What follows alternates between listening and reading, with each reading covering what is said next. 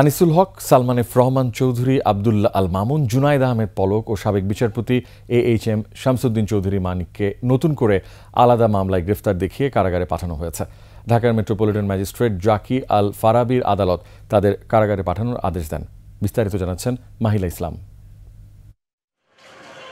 সাবেক আইনমন্ত্রী আনিসুল হককে ৩ মামলায়, সাবেক প্রধানমন্ত্রীর বেসরকারি শিল্প ও বিনিয়োগ উপদেষ্টা সালমান এফ রহমানকে ৩ মামলায়, সাবেক আইজিপি চৌধুরী আব্দুল্লাহ আল মামুনকে ২ মামলায়, সাবেক ডাক, টেলিযোগাযোগ ও তথ্য প্রযুক্তি প্রতিমন্ত্রী জুনায়েদ আহমেদ পলককে ৩ মামলায়, সাবেক বিচারপতি AHM শামসুদ্দিন চৌধুরী মানিককে ৬ মামলায় নতুন করে গ্রেপ্তার দেখিয়ে বুধবার সকালে আদালতে নেওয়া হয়।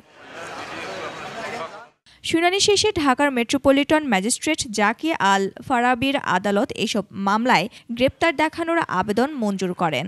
সব মিলে মোট হচ্ছে প্রায় 10 থেকে 12টা মামলাতে তাদেরকে সন্ন্যাস দেখানো হয়েছে। যে অভিযোগ হয়েছে, অভিযোগগুলি সম্পূর্ণ ব্যক্তিহীন, উদ্দেশ্য প্রণোদিত। নতুন করে ওনাদের কাছ থেকে তথ্য পাওয়ার আর কোনো কিছুই নেই, এগুলো জাস্ট হয়রানি করার জন্য ওনাদেরকে সন্ন্যাস দেখানো হচ্ছে। আসামিদের মধ্যে বিচারপতি শামসুদ্দিন চৌধুরী মানিক ছাড়া অপর আসামিরা একাধিক মামলায় কয়েক দফা রিমান্ডে ছিলেন। মাহিলা ইসলাম, 21 টেলিভিশন, ঢাকা।